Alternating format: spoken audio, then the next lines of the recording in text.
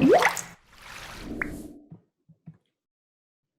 Students, तो इस video में हम पढ़ेंगे about the image formed by eye lens and its properties. ठीक है, तो सबसे पहले हमारे दिमाग में सवाल आता है कि how are we able to see objects. हम ऑब्जेक्ट्स कैसे देख पाते हैं? ऑब्वियसली आंखों से। जो हमारी आंखें हैं वो दुनिया का सबसे खूबसूरत ऑप्टिकल इंस्ट्रूमेंट है। ठीक है, जितने कलर्स और जितने अच्छे से हमारी आंखें कलर्स को और इमेजेस को कैप्चर करती हैं, दुनिया का कोई कैमरा उतने अच्छे से इमेजेस कैप्चर नहीं कर सकता।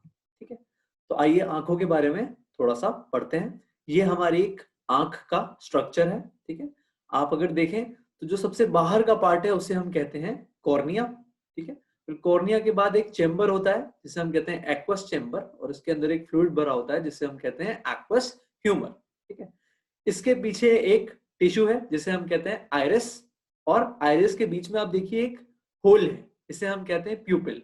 इस होल से जो है लाइट हमारी आंखों में एंटर करती है, और ये जो आइरिस है ये इस प्यूपिल के साइज को कंट्रोल करता है according to the intensity of light. अगर लाइट डिम है तो आइरिस पीछे हो जाता है, यानी कि प्यूपिल का साइज बड़ा कर देता है, और अगर लाइट की इंटेंसिटी ज्यादा है, अगर आप धूप में चले जाते हैं तो आइरिस जो है वो प्यूपिल का साइज छोटा कर देता है, जिसके कारण हमारी आंखों के अंदर कम लाइट जा पाए। ठीक है, इसके पीछे जो है दिस इज क्रिस्टलाइन लेंस या eye lens. This is held by ciliary muscles या फिर सिलियरी फाइबर्स। ठीक है, ये जो सिलियरी फाइबर्स है ये इस लेंस का फोकल लेंथ भी चेंज करती हैं। ठीक है, इसके पीछे जो चेंबर है इसे हम विट्रस चेंबर कहते हैं, और इसके अंदर जो फ्लूइड भरा है इसे विट्रस ह्यूमर कहा जाता है। और लास्ट में जो स्क्रीन है that is known as retina. इस स्क्रीन के ऊपर जो है हमारा इमेज बनता है। ठीक है, जो स्क्रीन है इसके ऊपर एक पर्टिकुलर पॉइंट होता है जिसे हम फोविया कहते हैं। ठीक है, फोविया के ऊपर, फोविया रेटिना के ऊपर एक ऐसा पॉइंट है जिसके ऊपर जो फोटो रिसेप्टर्स की डेंसिटी है वो सबसे ज्यादा होती है, और इस पर्टिकुलर पॉइंट पे जो इमेज है वो सबसे ज्यादा शार्प और विविड बनती है। ठीक है, ये जो रेटिना है ये ऑप्टिक नर्व से कनेक्टेड है जो कि हमारे ब्रेन तक सिग्नल लेके जाती है, और फिर हमारा जो ब्रेन है वो इमेज को इंटरप्रेट करता है। क्लियर? तो देखो, human eye lens is convex in nature and form real and inverted image. ठीक है, ये जो कॉर्निया और लेंस है ये दोनों मिलके जो है लाइट का रिफ्रैक्शन करते हैं, और ये दोनों मिलके जो इनका कॉम्बिनेशन है this can be assumed as a thin lens. ठीक है, जो कॉर्निया और आई लेंस हैं ये एक थिन लेंस के जैसे ट्रीट किए जा सकते हैं। ठीक है, तो the image formed are real and inverted. जो इमेज है वो रियल होगी, इन्वर्टेड होगी, और कहां बनेगी? रेटिना के ऊपर। ठीक है, the messages sent by the optical nerve to the brain are in the form of impulses which are turned into erect images that we see with our eyes.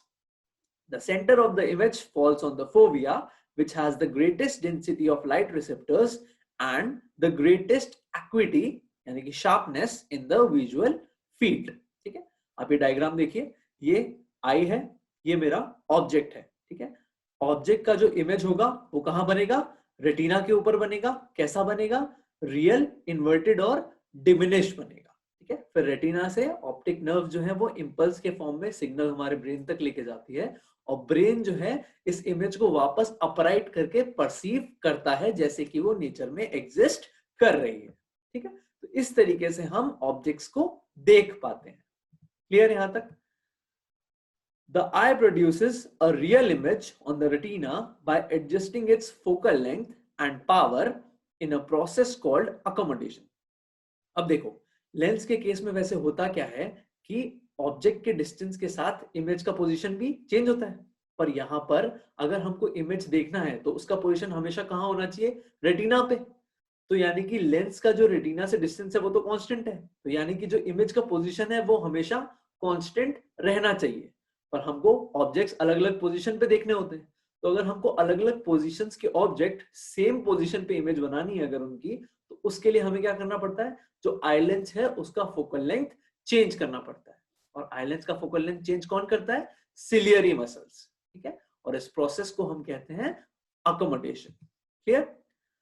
A person with normal vision can see objects clearly at distances ranging from 25 centimetres to essentially infinity. ठीक है, यानी कि सबसे पास का distance जहां तक हम clear objects देख सकते हैं दैट इज 25 सेंटीमीटर्स, और सबसे दूर का डिस्टेंस जहां तक हम क्लियर ऑब्जेक्ट्स को क्लियरली देख सकते हैं दैट इज इंफिनिटी। ठीक है, तो 25 centimetres is called near point of the eye, यानी कि this is the least distance of distinct vision. इसके पास अगर आप ऑब्जेक्ट लाएंगे तो आपको उसका शार्प इमेज नहीं दिखेगा या फिर आपकी आंखों पे जोर आएगा। ठीक है, और जो फार पॉइंट है that is the farthest distance up to which we can see the objects clearly, that is infinity for a human eye।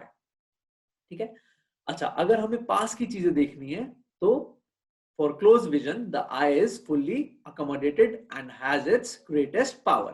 अगर हमें पास की चीजें देखनी है तो जो सिलियरी मसल्स हैं वो कॉन्ट्रैक्ट हो जाती हैं और हमारे लेंस का जो फोकल लेंथ है वो कम कर देती है। और पावर क्या होता है? Power is equals to reciprocal of focal length.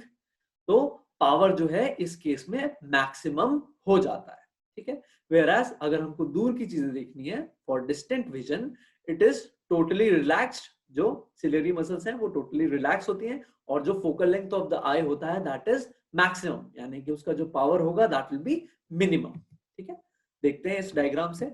मान लीजिए कोई ऑब्जेक्ट है इंफिनिटी पे रखा है, तो उस केस में आप देखिए जो मेरे लेंस का साइज है ये बीच में से पतला है ना, जो सिलियरी मसल्स है ये मेरी रिलैक्स्ड है। ठीक है, और इसका इमेज कहां बन रहा है?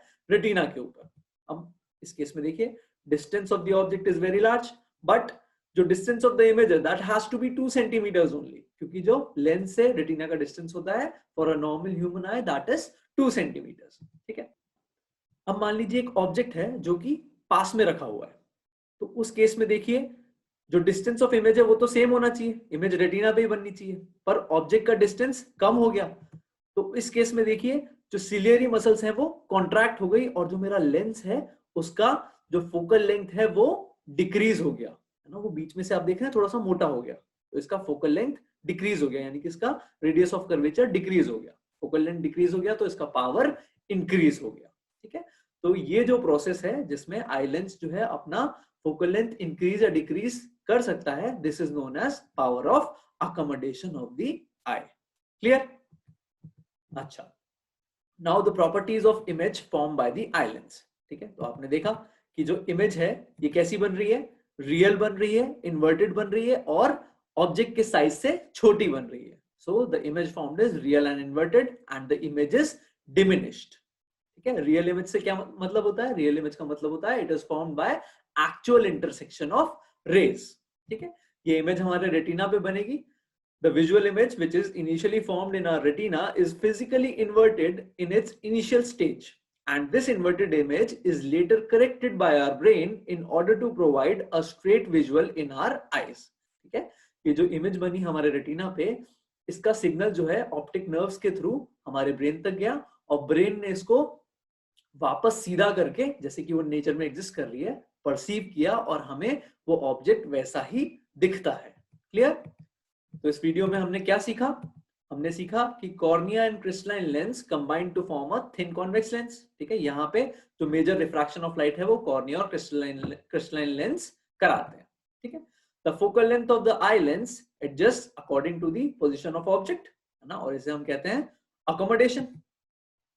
और जो इमेज बनती है that is a real and inverted and diminished image is formed bye the eye lens on retina. जो इमेज बन रही है that is real, inverted and, so I hope you have enjoyed learning the image formation by eye lens and its properties. Thank you and keep watching.